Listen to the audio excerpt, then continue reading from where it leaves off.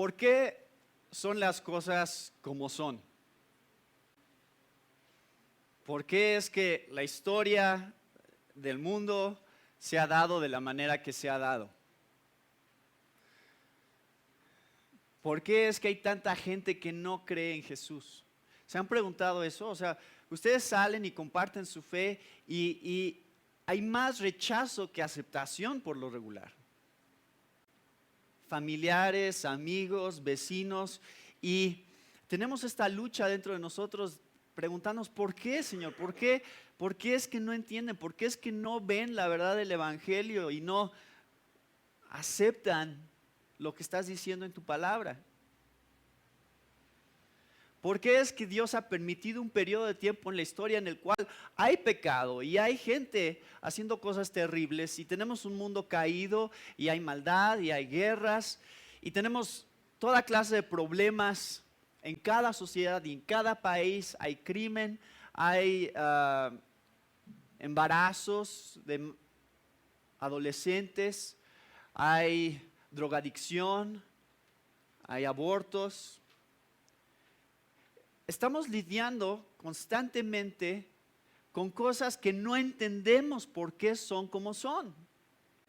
Y es casi inevitable preguntarle a Dios por qué. ¿Por qué, Dios, permites que haya este tipo de cosas en el mundo? ¿Por qué permites que tanta gente se pierda? Y aquí estamos, como iglesia, reunidos, una misma fe, una misma convicción, y tratamos de animarnos unos a otros para no desanimarnos, pero es difícil, o sea, este mundo es difícil y las cosas que vivimos todos los días son difíciles. ¿Por qué? ¿Por qué, Señor, permites que nos enfermemos? ¿Por qué permites, Señor, que algunas personas mueran antes que otras? ¿Por qué permites, Señor, que haya tantas cosas en mi vida que no entiendo exactamente por qué son como son? Y que no puedo ver hacia dónde van o qué propósito bueno podrían tener. ¿Se han hecho esas preguntas?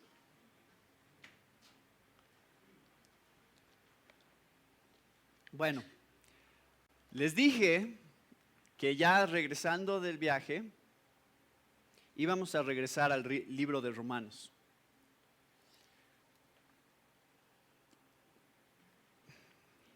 ¿En qué capítulo estamos?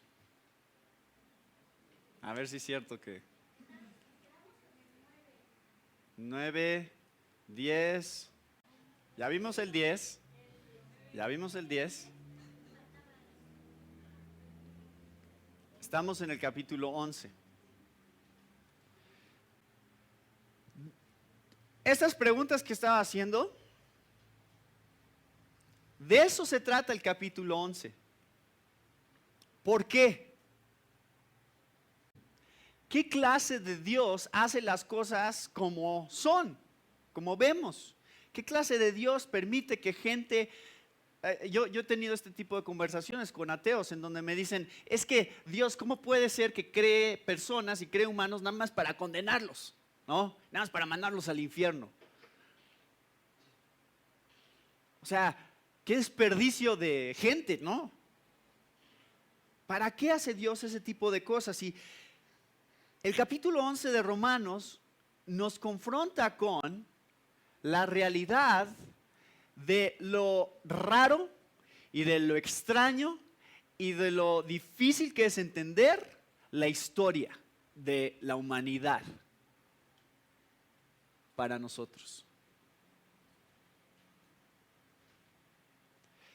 Quisiera nada más brevemente recordarles los otros capítulos que realmente nada son los capítulos 9 y 10, porque esa es la unidad, ese es un tema que está Pablo desarrollando en estos 3 capítulos. 9 al 11 es un tema. ¿Se acuerdan cuál es el tema?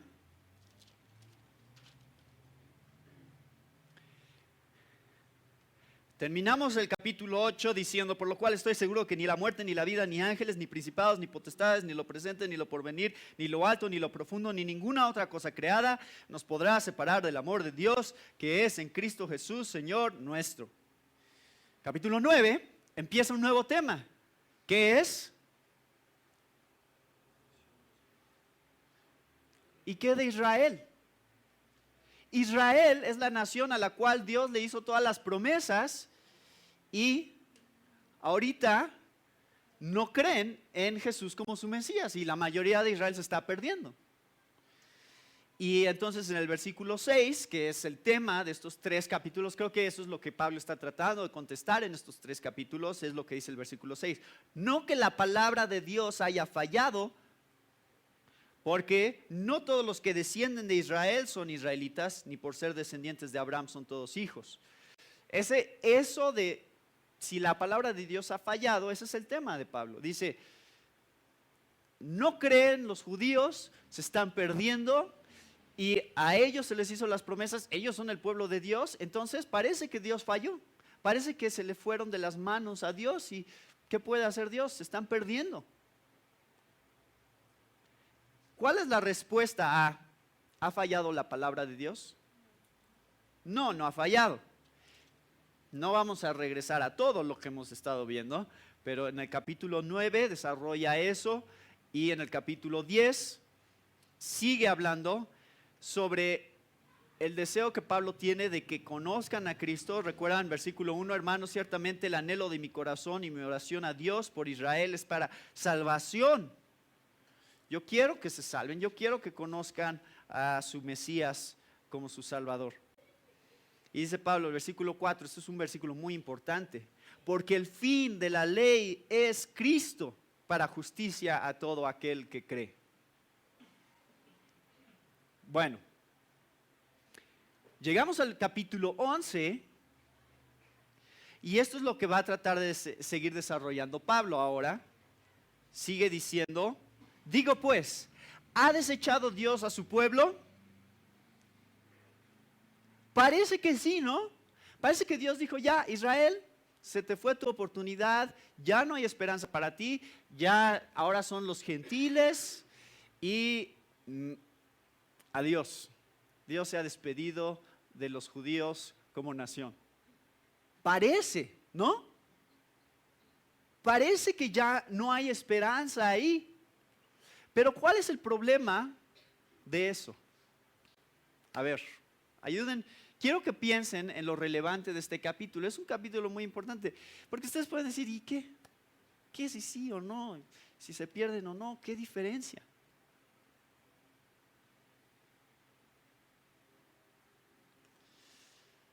¿Cuál es el problema para Pablo? ¿Por qué sigue insistiendo en este punto? ¿Por qué está tan insistente en que esto es un problema? O sea, ¿se dan cuenta? Esto debe de ser consuelo para ustedes. Cuando sienten problemas con Dios, cuando sienten que no entienden cosas de Dios, cuando sienten conflicto con cómo Dios hace las cosas, así se sentía Pablo. Entonces, no se sientan mal de que a veces como que Dios no tiene sentido para nosotros, porque para Pablo Dios no tenía sentido. O sea, Pablo está diciendo, miren, sí, yo sé que parece que Dios ha fallado, su palabra ha fallado, parece que ha desechado a su pueblo, pero no, yo sé que así parece, yo sé que es lo más lógico que pueden pensar, pero no es cierto, en ninguna manera. ¿Por qué? Porque también yo soy israelita de la descendencia de Abraham, de la tribu de Benjamín. El punto aquí de Pablo es, obviamente no se ha olvidado de los judíos porque yo soy judío y entonces algo hay ahí en donde sí se está acordando de ellos de alguna manera. ¿Se acuerdan en el capítulo 9? Ya lo había mencionado también Pablo en el versículo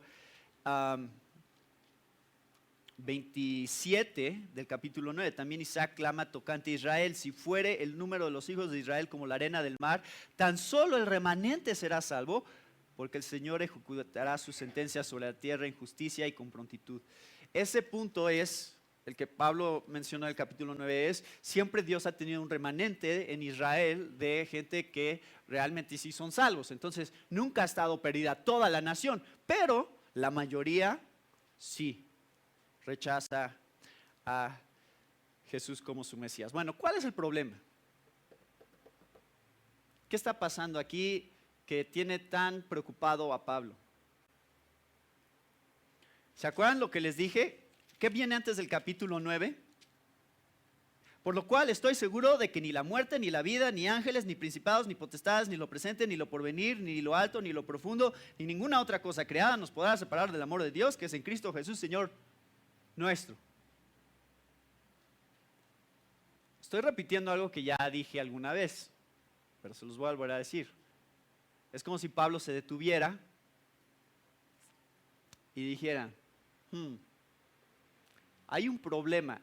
Todo el capítulo 8 de Romanos está lleno de promesas. Pero hay una pregunta muy importante que surge a raíz de esas promesas. Nosotros las escuchamos y decimos, sí las creo. Pero ¿por qué las creemos? ¿Por qué creemos lo que leemos? Porque yo les digo que lo crean. ¿Por eso lo creen? ¿Por qué lo creen? ¿Qué tiene esto que hace que sea creíble?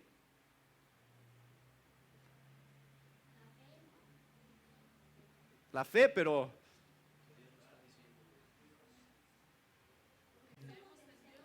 Dios lo está diciendo. Eso es lo que hace que sea creíble. Solamente si Dios lo está diciendo, es creíble. ¿No? Viene una pregunta muy importante en la mente de Pablo, que ¿es confiable Dios? Esa es la pregunta con la cual está luchando Pablo aquí. Cuando él ha venido dando todas estas promesas para nosotros, llega un punto en el que de repente se detiene y tiene que hacer un paréntesis de 3 capítulos, 9 al 11, para decir, cuando ustedes ven a Israel, parece que Dios ha fallado, parece que Dios no es confiable, porque Israel, que era su pueblo al cual se le habían dado las promesas, no creen en él y se están perdiendo. Entonces, el problema es que si de veras Dios no cumplió su palabra a Israel de que serían su pueblo, entonces, ¿qué seguridad tienes tú de que lo que te promete a ti lo cumplirá? ¿No? Esa es la razón por la cual Pablo está tan preocupado por este asunto. De que la perdición de Israel como nación, como pueblo de Dios, representa en la mente de Pablo y para mucha gente en su época y hoy en día también, que Dios no es confiable. No puede guardar a su propio pueblo, que está lleno todo el Antiguo Testamento, es puras promesas a su pueblo, y no pudo sostenerlos en su mano. ¿Cómo sabes que te va a sostener a ti en su mano? Por eso es importante el capítulo 11. Bueno, 9, 10, 11. Y ahorita estamos en el clímax del argumento de Pablo con respecto a la confiabilidad de Dios. Capítulo 11 se trata todo acerca de lo raro y extraño que es todo lo que se está dando, y a pesar de eso, Dios sabe lo que está haciendo. Créanlo. Entonces, es un capítulo muy intenso. Muy intenso, y les voy a mostrar por qué. Nada más para animarlos a seguir escuchando y estudiando lo que viene. Vean lo que dice el versículo 30 del capítulo 11. A ver si le entienden un poquito, y si no, no se preocupen porque es lo normal que no le entiendan. El punto es que lleguemos a un punto en donde a lo largo de todo el capítulo sí lo entendamos. Dice el versículo 30, pues como vosotros también en otro tiempo erais desobedientes a Dios, pero ahora habéis alcanzado misericordia por la desobediencia de ellos, de los judíos, así también estos ahora han sido desobedientes para que por la misericordia concedida a vosotros, ellos también alcancen misericordia, porque Dios sujetó a todos en desobediencia para tener misericordia de todos. Qué extraño, ¿no? Es eso, ese argumento que está dando Pablo. De eso se trata el capítulo 11. ¿Por qué se están perdiendo? ¿De qué se trata que Israel no crea en Jesús como su Mesías ahorita? ¿De qué se trata que la historia de la humanidad se ha dado de la manera que se ha dado? De eso se trata, y por eso Pablo termina diciendo: oh profundidad de las riquezas de la sabiduría y de la ciencia de Dios, cuán insondables son sus juicios e inescrutables sus caminos. Porque ¿quién entendió la mente del Señor? ¿O quién fue su consejero? ¿O quién le dio a él primero para que le fuese recompensado? Pablo termina en una admisión personal de que Dios y la manera en que Él piensa es incomprensible para nosotros. No hay manera que podamos entender las maneras y los caminos de Dios. La historia se está desarrollando a lo largo de los siglos de una manera muy extraña para nosotros. Pero Dios sabe por qué.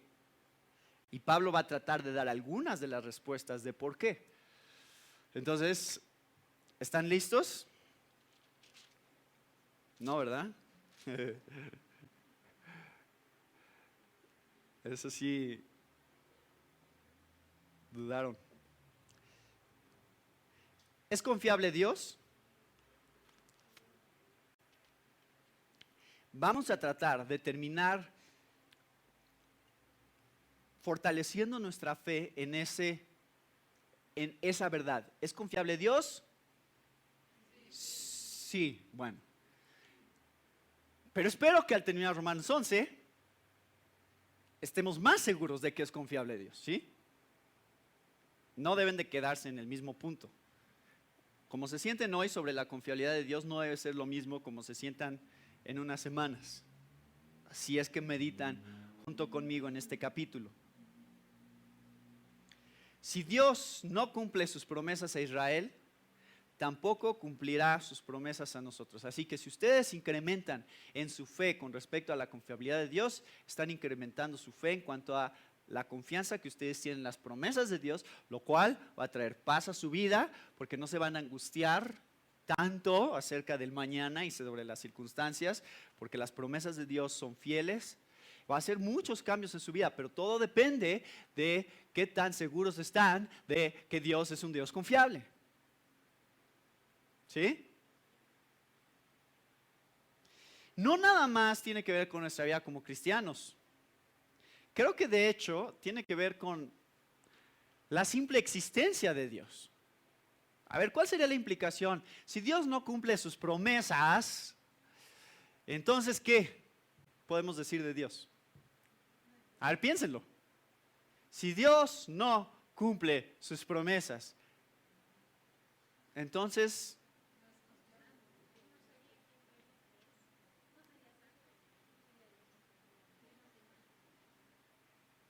Dios no es Dios, ¿verdad? O sea, Dios no existe. Si ustedes leen que Dios está diciendo voy a hacer esto y voy a hacer esto y voy a hacer esto y luego no lo hace, probablemente es la imaginación de una persona nada más lo que están leyendo. No hay nada de confiabilidad ahí. Y si Dios no existe, entonces tú y yo somos animales, básicamente, materia, químicos, que no tienen ningún valor superior a una roca, un palo, una hoja, porque somos nada más accidentes del universo y nuestro destino es la nada, por lo tanto nada de lo que importa realmente importa, nada de lo que puedas hacer realmente importa, porque todos terminamos en el mismo lugar y en el final todo va a dejar de existir y todo es sumamente deprimente. ¿Verdad? ¿Qué hay? No hay nada, ya así vivimos y morimos y nos volvemos polvo y somos químicos y somos, ¿qué? ¿Qué somos? No hay trascendencia, no hay valor, no hay moral, no hay nada si Dios no existe. Es por eso que es tan importante lo que está en juego cuando estamos hablando de la confiabilidad de Dios y por la razón por la cual tenemos que defender la confiabilidad de Dios con mucho valor y con mucha pasión. Bueno, el tema, hermanos, del capítulo 11 es el tema de toda la Biblia. Toda la Biblia se trata del capítulo 11.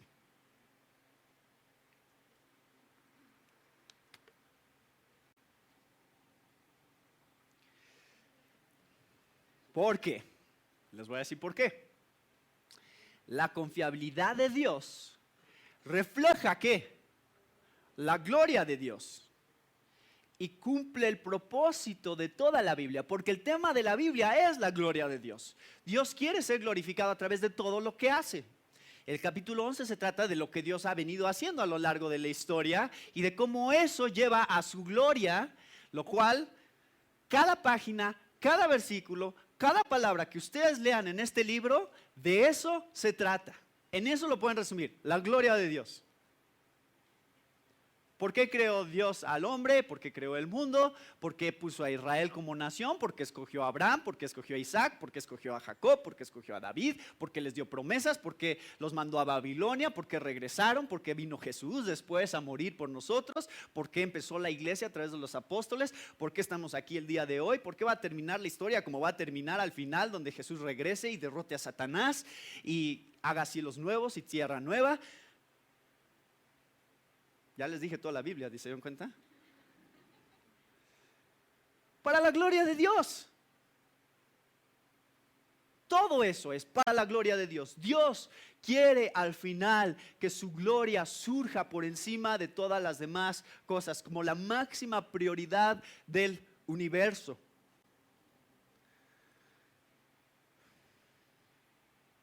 Salmo 19, 1 dice: los cielos cuentan la gloria de Dios. Se trata de su gloria.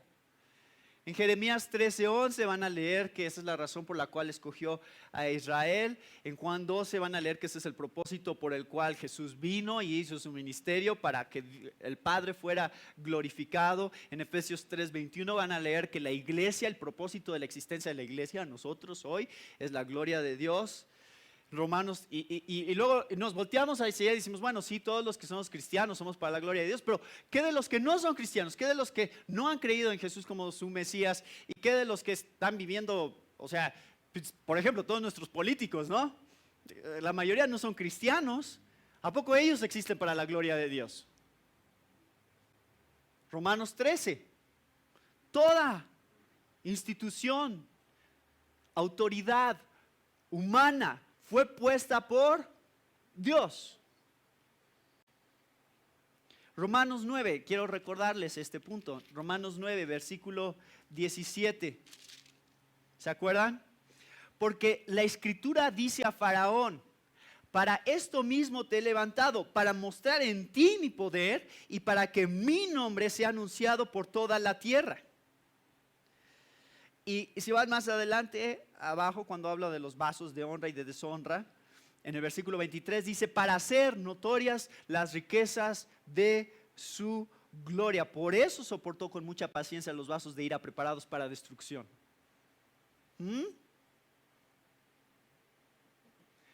Todo. O sea, yo no les estoy inventando esto. Yo no estoy diciendo, sí, se trata de la gloria de Dios y es lo que yo me imagino que la Biblia dice. No, eso lo van a leer, va a ser muy evidente si ustedes leen varios de estos pasajes que les puse aquí. Daniel 4 es cuando Nabucodonosor, por un tiempo, Dios hizo que actuara como animal, como bestia en el campo, le creció el cabello, le crecieron las uñas, se volvió loco básicamente. Y cuando Dios le restauró su cordura, ¿qué dijo? Ahora me doy cuenta que no hay ningún Dios como este Dios. Todas las naciones son como nada para él. Eso es lo que dijo Nabucodonosor acerca de este Dios. Entonces,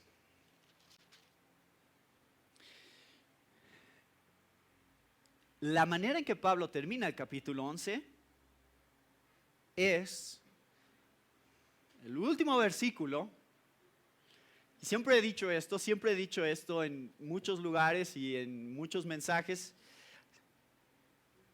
Romanos 11:36 es el resumen de toda la Biblia. Aquí se resume el tema general de cada palabra escrita en este libro, que es, porque de Él y por Él y para Él son todas las cosas. ¿A quién? A Él sea la gloria por los siglos. Amén. Pablo tiene que terminar así porque se da cuenta que de eso se trata la historia de Israel, de eso se trata la historia del mundo y de eso se trata todo lo que ha sucedido desde la creación hasta el final de la historia. Bueno, ese es el panorama. Ya les presenté todo el capítulo 11 en resumen para que vean hacia dónde vamos, para que si hay algo que se acuerden sea esto.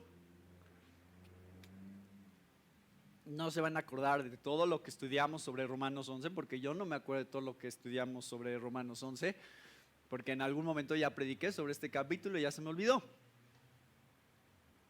Entonces, está bien, no importa, pero tenemos que tener un panorama general que ustedes puedan decir, ¿de qué se trata Romanos 11? Se trata de esto, del plan de Dios a través de Israel, cuál es el futuro de Israel y qué papel juega su desobediencia y su incredulidad dentro de un plan más grande que Dios tiene para ellos y para toda la humanidad, y tiene que ver conmigo y con mi fe. O sea, que ustedes puedan entender eso al final y lo puedan decir en sus propias palabras. Ese es mi objetivo, en una manera resumida. Bueno, hoy nada más vamos a empezar con un poquito de los primeros versículos. Israel en el plan de Dios. ¿Qué está pasando? ¿Cuál es el plan de Dios para Israel? Dice que Dios no ha desechado a su pueblo porque también yo soy israelita de la descendencia de Abraham, la tribu de Benjamín. Nuevamente es Pablo reconociendo que su etnicidad judía es una muestra de que Dios no se ha olvidado de Israel. No ha desechado Dios a su pueblo, al cual desde antes conoció. ¿O no sabéis que dice de Elías la escritura, cómo invoca a Dios contra Israel diciendo, Señor, a tus profetas han dado muerte y de tus altares han derribado y solo yo he quedado y procuran matarme? Pero, ¿qué le dice la divina respuesta? Me he reservado 7,000 hombres que no han doblado la rodilla delante de Baal. Así también aún en ese tiempo han quedado un remanente escogido por gracia. Y si por gracia, ya no es por obras. De otra manera la gracia ya no es gracia. Y si por obras, ya no es gracia. De otra manera la obra ya no es obra. ¿No les encanta cómo habla Pablo?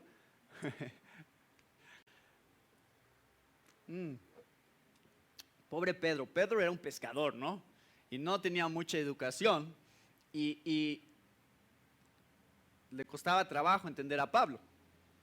Y dijo, el hermano Pablo, híjole, hay cosas que quién sabe qué está diciendo, pero no quiere decir que no vengan de Dios. Y vamos a tratar de entender qué es lo que está diciendo Pablo aquí. La semana que entra vamos a ver más algunos de estos puntos del versículo 1 al 6. Hoy vamos a ver primero que hacia dónde va esto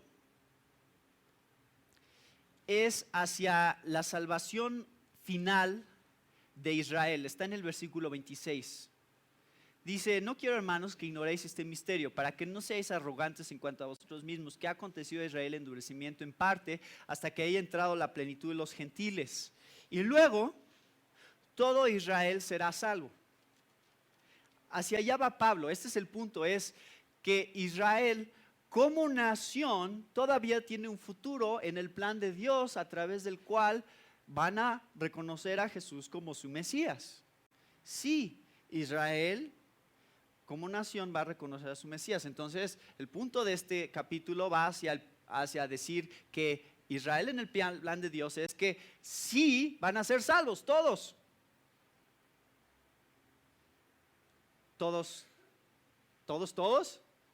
Cada judío que ha nacido desde el principio hasta el día de hoy. No todos. Así como podemos decir, Israel rechaza a Jesús como si decías todo Israel. ¿Todo Israel? No, hay un remanente, algunos creen. Estamos hablando de la mayoría como nación. Todo México es católico. No, pero sí la mayoría, ¿verdad?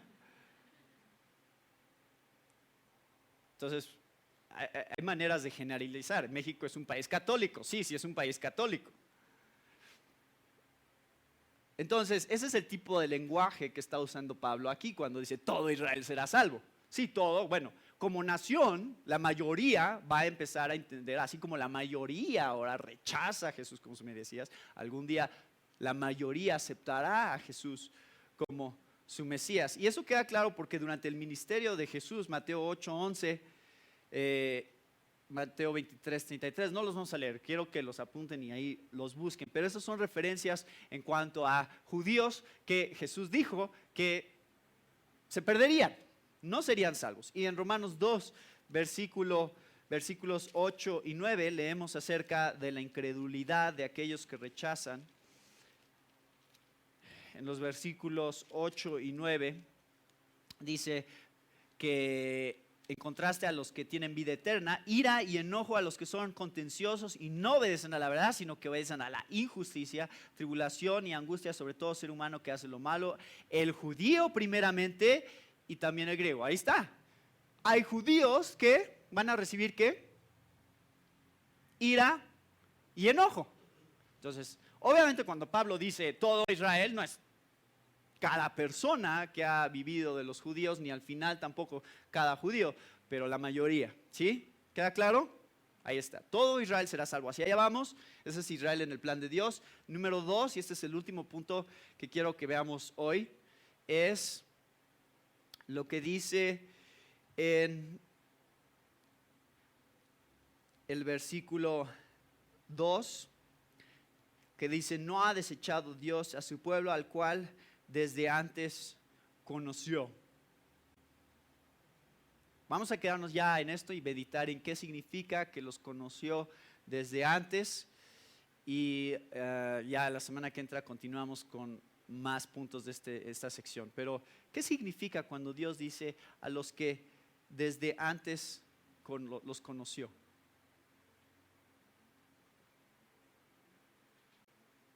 ¿A quiénes? ¿Conoció a quiénes? ¿Al remanente? ¿A quiénes? Porque habló de un remanente, ¿no? O sea, yo soy judío, yo soy el de este remanente. ¿Eso es de quién está hablando Pablo? No, no está hablando del remanente, está hablando de la nación judía. Los que desde antes conoció, los judíos. Y la razón por la que sabemos eso es porque dice, cuando en el versículo 25, no quiero, hermanos, que ignoréis este misterio para que no seáis arrogantes en cuanto a vosotros mismos. ¿Qué ha acontecido a Israel? Endurecimiento parcial, en parte, hasta que haya entrado la plenitud de los gentiles. Y luego todo Israel será salvo. Ahí está, o sea, esto debe de dejar claro que hay dos categorías de judíos de las que está hablando Pablo. Una es la categoría del remanente, el que siempre ha sido fiel, el que siempre ha tenido a Jesús como su Mesías, que ha sido en toda la historia, desde la primera iglesia hasta el día de hoy. Siempre ha habido un remanente de judíos que ha creído en Jesús como su Mesías. Esa es una categoría. Pero Pablo, quiero que vean eso, Pablo tiene otra categoría que es Israel, la nación general, como nación, que dice Pablo, algún día creerán en Jesús, y ese es el futuro que Dios tiene preparado para ellos. Y cuando dice que los conoció desde antes, creo que está haciendo referencia a un pasaje en Amós.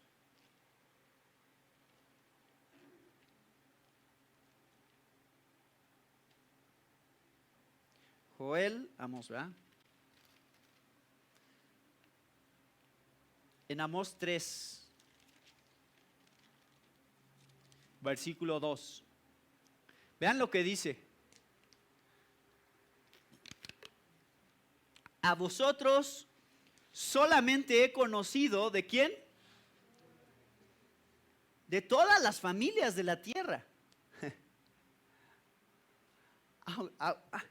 A vosotros solamente he conocido, de todos. O sea, Dios ¿qué? ¿No sabía que existían los aztecas? ¿No? ¿A eso se refiere? No, se refiere a un conocimiento íntimo, a una relación a través de la cual hay salvación, hay esta relación padre-hijo, ¿no? Que va a durar para toda la eternidad. Entonces Dios está haciendo promesas a su pueblo, está diciendo, a ustedes los he conocido solamente, a ustedes nada más como nación los he conocido. Y entonces decimos, entonces ¿qué no? Los mexicanos ¿qué? ¿Dónde entramos? ¿Qué lugar tenemos dentro de eso? No tenemos lugar. No tenemos lugar dentro de esa promesa. Porque es para los judíos solamente. Dios solamente salvará a los que entren a las promesas dadas a los judíos. Nada más. No hay nadie más de ninguna otra nación, de ninguna otra cultura, de ningún otro lugar que tiene las promesas que se les dieron a los judíos. Solo los judíos serán salvos. Entonces, ¿qué tiene que pasar? Tú y yo tenemos que volvernos judíos, ¿verdad? Es eso. Tenemos que ser injertados dentro de las promesas que Dios dio a Israel. Y de eso se va a tratar el capítulo 11. Van a ver, viene eso en unos versículos más. Dios tiene que tomarnos a nosotros, arrancarnos de donde estamos, injertarnos dentro de lo que Dios le prometió a Israel. Y entonces podemos ser salvos y podemos recibir aquello que se le dio a los judíos. Y si no me creen, lean el resto de Romanos que viene antes de este capítulo. Ya lo estoy estudiando en Romanos 4, también Romanos 3.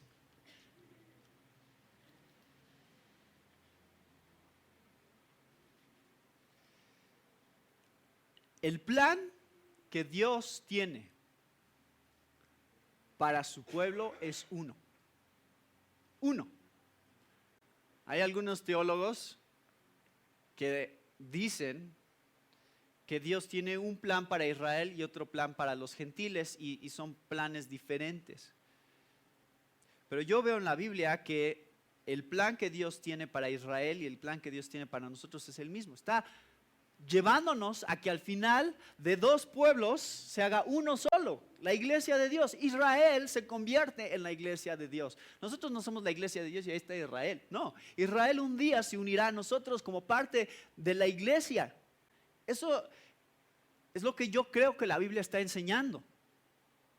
Aunque hay libros y hay maestros, y es toda una corriente, la corriente dispensacionalista, que enseña esa tangente para Israel que es diferente a la de la iglesia. No creo que eso es lo que está enseñando la Biblia y espero que cuando terminamos Romanos 11 lo vean claramente a qué me estoy refiriendo, cómo es que el plan de Dios es unirnos con Israel como nación para que Israel como judíos se vuelvan parte de la iglesia universal de Cristo al final de la historia. Creo que ese es el punto al cual nos está llevando. Bueno, ya no tenemos tiempo para seguir desarrollando más puntos de estos versículos. Entonces, acuérdense que todo esto es un fundamento teológico, ¿eh? O sea, estamos hablando de cosas que a veces suenan un poco abstractas y como que decimos, ¿y eso qué tiene que ver con mi vida? Y cómo se aplica y cómo lo pongo en práctica, ¿no? O sea, todo lo que estoy diciendo aquí, ¿no? ¿Cómo uso eso? Bueno, vamos a terminar nada más pensando en una pregunta que es con la pregunta que empezó Pablo. Dice, ¿ha desechado Dios a su pueblo? ¿Cuál es la respuesta? No. ¿Por qué? Dice Pablo, porque yo soy judío.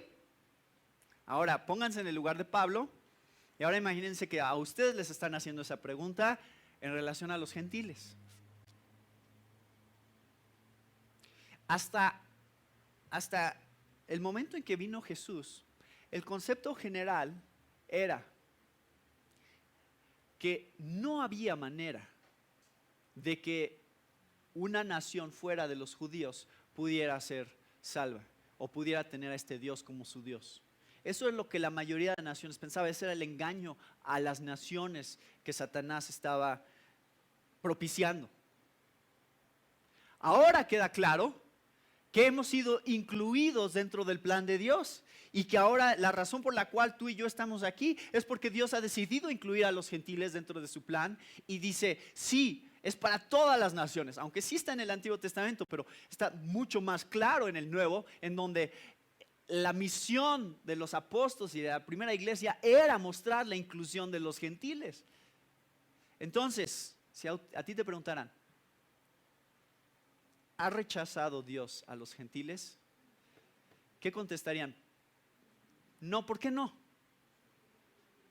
Porque yo soy gentil, ¿no? Yo soy gentil. Yo sé que Dios no ha rechazado a los gentiles porque aquí estoy yo. Y yo no era parte de este linaje de Abraham y de David y de esta descendencia judía. Yo no era de aquellos que habían disfrutado de todas estas bendiciones y milagros desarrollados a través de su historia, sacados de Egipto. Dios les da una tierra, les da un rey. Dios los va llevando a donde quiere llevarlos. Yo no era parte de eso. Yo no soy de los que recibieron la ley y la circuncisión como parte del legado familiar. Pero sí he sido incluido dentro de las promesas de salvación eterna que Dios le dio a los judíos. Y Roberto estaba hablando de eso hoy en la mañana. En Génesis 12 dijo Dios a Abraham, en ti serán benditas todas las naciones de la tierra. Y yo soy una de esas naciones y yo he sido incluido de una manera espiritual dentro de las promesas de Dios, de tal manera que la circuncisión que Dios ha hecho sobre mí no es una circuncisión física, es una circuncisión del corazón, en donde sacó mi corazón de piedra y me dio un corazón de carne. Ha cambiado mi manera de pensar, ha cambiado la manera en que veo a Dios y pienso acerca de Dios, ha cambiado mis afectos, mis prioridades, las cosas que son importantes. Ha cambiado la manera en que hablo, la manera en que pienso, la manera en que trabajo, la manera en que me relaciono con mi familia. ¿Ha rechazado Dios a los gentiles? No, aquí estoy, yo soy prueba de que hemos sido incluidos.